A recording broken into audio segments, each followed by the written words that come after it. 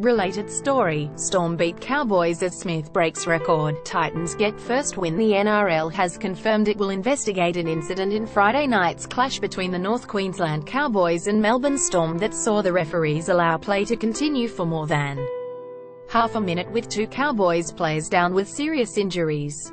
Papua New Guinean outside back Macdonald suffered a fractured and dislocated ankle in a collision with Cowboys teammate John Asiata in the 75th minute of the match, which Melbourne won 18-12. Macdonald was left writhing in agony with the sickening-looking leg injury, with Asiata also down holding his elbow.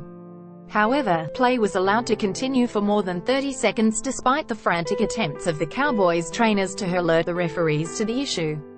Cowboys coach Paul Green did not hold back in his press conference. "That was an absolute debacle," he said, shaking his head after the match. "It was explained to our captain, Michael Morgan, on field that the process is a trainer has to go to the touch judge. Our blue shirt trainer was standing next to the touch judge telling him, asking him to stop the game. We had our doctor on the field. Our yellow shirt trainer went to the pocket ref and he got sent away. It's an absolute debacle. It's a disgrace." Green's ire was directed at on-field referees Grant Atkins and Gavin Badger, with Atkins attempting to placate Morgan on the field. "At the time, your trainers have to go to a touch judge and tell them you need a doctor on the field," Atkins said.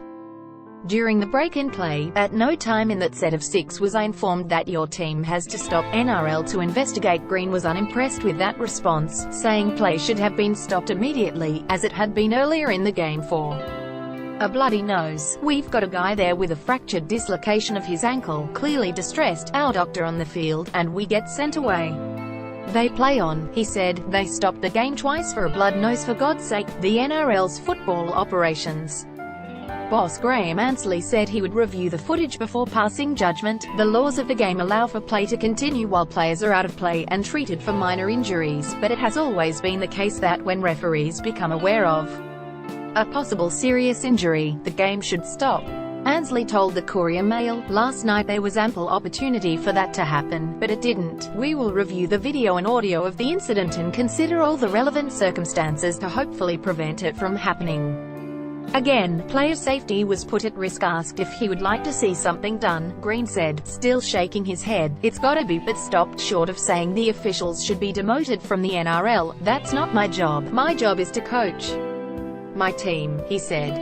"But what I'm saying is, tonight our players' welfare and player safety was put at risk." Macdonald was sent straight to hospital, where the club said he would be undergoing surgery today, while Asiata's injury was not as severe and he was able to finish the match. "I think it's just a hyperextension of his elbow," Green said.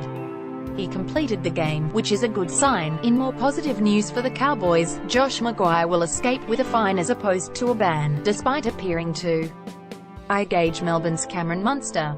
Maguire was hit with a Grade 1 contrary conduct charge, which carries a fine of $3,350. Munster did not make an on-field complaint about the incident.